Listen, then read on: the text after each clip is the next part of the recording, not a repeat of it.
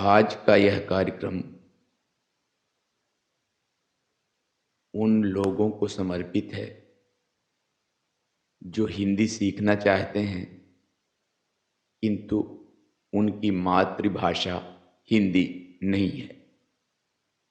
हिंदी सीखने का एक सरलतम तरीका पैटर्न बेस्ड थ्योरी AAE नियम के विषय में कुछ जानकारी आपको दी जाएगी। इसका उपयोग हिंदी सीखने में कैसे किया जाता है, इस विषय में हम लोग चर्चा करेंगे।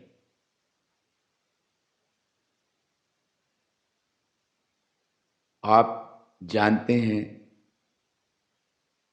हिंदी के कुछ वाक्य मैं आपको दिखा रहा हूँ। राम जाता है, लड़के जाते हैं, गीता जाती है, पिताजी जाते हैं। इन वाक्यों में पैटर्न जो है उस पर ध्यान दीजिए। The verb ends only in three forms, either a or a or e. जाता अकारांत, जाते एकारांत, जाति ईकारांत। अब यह सवाल अक्सर पूछा जाता है कि वर्ब एंडिंग कब जाता होगा, कब जाते होगा, कब जाती होगा। वर्ब के अंत में कब आ आएगा, कब ए आएगा, कब ई आएगा। इसी के लिए AAE नियम की स्थापना की गई है। AAE नियम के अनुसार अगर सब्जेक्ट मास्कुलाइन है, सिंगुलर है, तो क्रिया के अंत में आ आएगा। अगर मास्कुलाइन प्लूरल है तो क्रिया के अंत में ए आएगा। अगर सब्जेक्ट फेमिनाइन है तो क्रिया के अंत में ई आएगी। इसी पैटर्न को एक नियम का रूप दिया गया है। इसको हम जानते हैं AAE नियम के नाम से। आइए कुछ उदाहरणों से हम इस नियम की व्याख्या करते हैं। राम जाता है। राम मास्कुलाइन है, सिंगुलर है, इसलिए क्रिया जाता है। सीता जाती है। सीता फेमिनाइन है, इसलिए जाती है। लड़के जाते हैं। लड़के प्लूरल है, मास्कुलाइन है, इसलिए जाते हैं। पिताजी जाते हैं। पिताजी एक रिस्पेक्टेड व्यक्ति हैं, इसलिए क्रिया के अंत में ए आता है। पिताजी जाते हैं। जाता का व्यवहार करने से पिताजी को आदर नहीं मिलेगा। आदर प्रदर्शित करने के लिए पिताजी जाते हैं क्रिया का प्लूरल फॉर्म हम व्यवहार करते हैं। राम और मोहन जाते हैं। राम और मोहन मास्कुलाइन है, प्लूरल हैं, इसलिए जाते हैं। मोहन हिंदी पढ़ता है। मोहन मास्कुलाइन है, सिंगुलर है, इसलिए पढ़ता है। राधिका तमिल सीखती है। राधिका फेमिनाइन है, इसलिए सीखती है। इसी तरह से अन्य जो वाक्य हैं दूसरे टेंस में, उनके अंत में भी AAE इसी नियम से लागू होगा। जैसे राम जा रहा है, सीता जा रही है, लड़के जा रहे हैं। राम जाएगा, सीता जाएगी, लड़के जाएंगे। राम गया था, राम और मोहन गए थे, सीता गई थी। इसी प्रकार सभी टेंस में आ ए ई नियम लागू होगा। अब दूसरी चर्चा हम विभक्ति के संबंध में करते हैं। अभी जिन वाक्यों की चर्चा हमने की वहां पर विभक्ति का चिन्ह नहीं आया था, विभक्ति रहित वाक्य थे। जिन वाक्यों में विभक्ति आ जाएगी, विभक्ति का अर्थ ही है विभक्त करने वाला, डिवाइडर। तो साधारणतया जिन वाक्यों को हमने आपको बताया उनमें इस तरह के वाक्य हैं कि राम जाता है, राम राम जाता है, राम सब्जेक्ट है, जाता क्रिया है और इससे ये डायरेक्ट लिंक्ड है। सीता पढ़ती है, सीता का लिंक पढ़ती से है, क्रिया के साथ है। किंतु अगर विभक्ति का चिन्ह वाक्य में कहीं पर भी आ जाता है तो हमारी क्रिया पर क्या परिवर्तन होता है, ये अंतिम वाक्य से आप देखिए। सीता ने आम खाया, यहां पर ने विभक्ति आ गई। विभक्ति के आने से सीता के साथ जो खाया क्रिया का लिंक था वो ड्रॉप हो गया और उसके बाद जो ऑब्जेक्ट है आम, आम के नंबर के अनुसार, आम के जेंडर के अनुसार, आम के रिस्पेक्ट सेंस के अनुसार क्रिया बदलेगी। आ ए ई नियम से ही क्रिया बदलेगी। आम मास्कुलाइन है, सिंगुलर है, इसलिए खाया।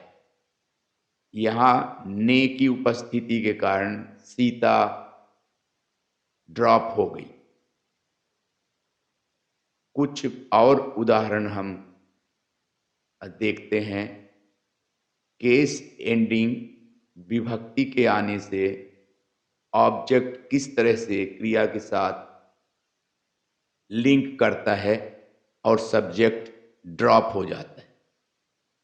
सीता ने आम खाया, ने विभक्ति के आने से आम के अनुसार क्रिया बदली। सीता ने इडली खाई, ने विभक्ति आने से इडली के अनुसार खाई क्रिया हुई। राम ने रोटी खाई, रोटी के अनुसार क्रिया बदली। राम ने किताब पढ़ी, किताब के अनुसार क्रिया बदली। राम ने सीता को पुस्तक दी, यहाँ पर 2 बार विभक्ति आ जाती है और पहले राम डिलिंक हुआ, फिर सीता डिलिंक हुई, फिर पुस्तक के अनुसार क्रिया बदल रही है। पुस्तक फेमिनाइन है इसलिए पुस्तक दी। राम ने मोहन को पुस्तक दी। यहां पर भी 2 बार विभक्ति आती है राम और मोहन के बाद, तो क्रिया पुस्तक के अनुसार ही बदल रही है। पुस्तक, मोहन ने अल्मोड़ा में लड़की देखी, यहाँ 2 बार विभक्ति आई और मोहन अल्मोड़ा दोनों ही ड्रॉप हो गए। लड़की देखी, लड़की फेमिनाइन है इसलिए देखी। मोहन ने अल्मोड़ा में लड़की को देखा, यहाँ 3 बार विभक्ति आती है और अंत में मोहन के अनुसार क्रिया बदलती है। 3 बार अगर विभक्ति आती है तो पुनः कर्ता एक्टिव हो जाता है और मोहन देखा, मोहन ने अल्मोड़ा में लड़की को देखा। इस चार्ट में कुछ केस एंडिंग और दिए गए हैं। ने, को, से, को, के लिए, वास्ते, से, काके, की, में, पर, इन्हें आप अपने प्रयोग में ला सकते हैं। संबंध बोधक के संबंध में राम का भाई, राम के बच्चे, राम की मां, यहां पर 3 उदाहरण दिए गए हैं। यहां पर कर्ता हमेशा राम ही है, लेकिन का प्रयोग भाई के लिए किया गया है, के का प्रयोग बच्चे के लिए किया गया है, माँ के लिए की का प्रयोग किया गया है। यहाँ पर नियम ये है कि पोजेसिव्स काके की are used as per prominence of relatives. इसका अर्थ ये है कि सब्जेक्ट के अनुसार काके की नहीं लगेगा, बल्कि जो रिलेटिव्स प्रोमिनेंट हैं उनके नंबर, जेंडर और रिस्पेक्ट सेंस के अनुसार काके की का प्रयोग किया जाएगा। आ ए ई पैटर्न के कुछ अन्य शब्द यहाँ पर दिए गए हैं जिनका प्रयोग आप अपने व्यवहार में भविष्य में कर सकते हैं। जैसे मास्कुलाइन सिंगुलर, मास्कुलाइन प्लूरल और फेमिनाइन के लिए मेरा, मेरे, मेरी, तेरा, तेरे, तेरी, अपना, अपने, अपनी, उसका, उसके, उसकी, इनका, इनके, इनकी, इसका, इसके, इसकी, उनका, उनके, उनकी, हमारा, हमारे, हमारी, तुम्हारा, तुम्हारे, तुम्हारी, अच्छा, अच्छे, अच्छी, सा, से, सी। आई पैटर्न के इन शब्दों का प्रयोग आप भविष्य में अपने हिसाब से कर सकते हैं। आ ए ई नियम के रिवर्सिबल एप्लीकेशन की बात हम करते हैं। यह नियम आपको मैंने बताया कि मास्कुलाइन सिंगुलर होने से क्रिया आ एंडिंग होगी, मास्कुलाइन प्लूरल होने से क्रिया ए एंडिंग होगी और फेमिनाइन होने से ई एंडिंग होगी। किंतु ठीक इसके विपरीत अगर क्रिया आ एंडिंग है तो सब्जेक्ट निश्चित रूप से मास्कुलाइन सिंगुलर होगा। अगर क्रिया ए एंडिंग है तो सब्जेक्ट निश्चित रूप से मास्कुलाइन प्लूरल होगा, और क्रिया ई एंडिंग है तो कर्ता फेमिनाइन होगा। इस रिवर्सिबल एप्लीकेशन के विषय में कुछ उदाहरण दिए गए हैं जिनसे इसे समझने में आसानी हो। You can find out the gender of inanimate subjects by using A-E rule। Hindi में दो ही जेंडर हैं, मास्कुलाइन और फेमिनाइन, किंतु जो जीवित चीजें हैं, प्राणी हैं, उनका जेंडर तो प्रकृति ने निर्धारित कर दिया है, लेकिन उनके अलावा जो वस्तुएं हैं उनका जेंडर निर्धारित नहीं है। जो इनएनिमेट हैं उनका जेंडर निर्धारित नहीं है और उन्हें न्यूट्रल जेंडर के अंतर्गत रखा जाता है कुछ भाषाओं में, जैसे संस्कृत में और बांग्ला में। तो न्यूट्रल जेंडर में की कैटेगरी में जो शब्द आते हैं हिंदी में, उन्हें भी मास्कुलाइन और फेमिनाइन कैटेगरी में बदला जाता है। यह एक बहुत व्यापक समस्या है। इसका समाधान भी आ ए ई नियम से किया जा सकता है। हमने जो नियम आपको बताया कि अगर वर्ब आ एंडिंग है तो सब्जेक्ट मास्कुलाइन सिंगुलर होगा, वर्ब ए एंडिंग होने से सब्जेक्ट मास्कुलाइन प्लूरल होगा और ई एंडिंग क्रिया होने से सब्जेक्ट फेमिनाइन होगा। जैसे पंखा चलता है, एक सेंटेंस है पंखा चलता है। पंखा कोई जीवित चीज नहीं है, एनिमेट है, और हमने उसके साथ क्रिया का प्रयोग किया है, चलता है। क्रिया आ एंडिंग है इसलिए पंखा मास्कुलाइन हुआ। बिजली जलती है, जलती का प्रयोग हमने किया, क्रिया के साथ इकारांत है तो बिजली फेमिनाइन हुई। कार चलती है, चलती का प्रयोग हमने किया इसलिए कार फेमिनाइन हुई। खिड़की खुली है, खिड़की का खुली है होने से उस खिड़की का जेंडर हमें पता हो गया, खिड़की का जेंडर फेमिनाइन है। दरवाजा खुलता है, खुलता का प्रयोग किया हमने, इसका अर्थ यह है कि दरवाजा मास्कुलाइन है। शाम होती है, होती का प्रयोग किया, इकारांत क्रिया है इसलिए शाम फेमिनाइन है। घंटी बजती है, घंटी फेमिनाइन है क्योंकि बजती है। पंखे चलते हैं, पंखे कई हैं और चलते हैं, चलता चलते, ये मास्कुलाइन हुआ। इसी तरह से हवाएं चलती हैं, हवाएं प्लूरल हैं और फेमिनाइन हैं इसलिए चलती हैं। फोन बजता है, फोन मास्कुलाइन है इसलिए बजता है।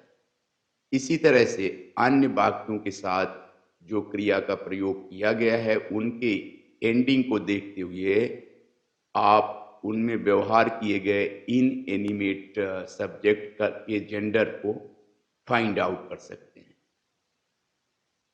आ ए ई नियम के कुछ और भी प्रयोग हैं जिसमें से कि कोई शब्द अगर आकारांत है, उस आकारांत शब्द को अगर हम एकारांत में बदल देंगे तो वह मास्कुलाइन प्लूरल हो जाएगा। अगर उस शब्द को हम ईकारांत में बदल देंगे तो वह फेमिनाइन हो जाएगा।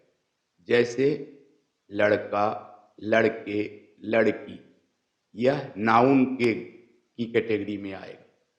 अच्छा, अच्छे, अच्छी, ये एडजेक्टिव है, विशेषण है। राम का, राम के, राम की, ये पॉजेसिव है, संबंध बोधक है।